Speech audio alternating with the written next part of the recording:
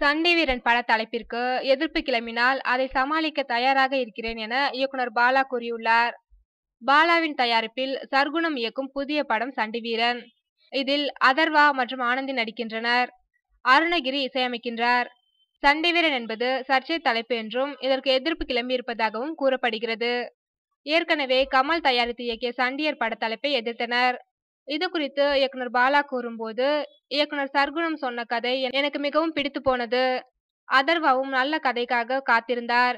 எனவே அதர்வாவிற்காக இந்த படத்தை தயாரிக்க முன்வந்தேன். சண்டியர் பட தலைப்பிற்கு எதிர்ப்புகள் கிளம்பியது போல் சண்டி வீரன் என்ற தலைப்பில் நான் எடுக்கும் இந்த படத்திற்கும் எதிர்ப்புகள் வந்தால் அதை சந்திக்க நான் தயாராக இருக்கிறேன் என்றார்.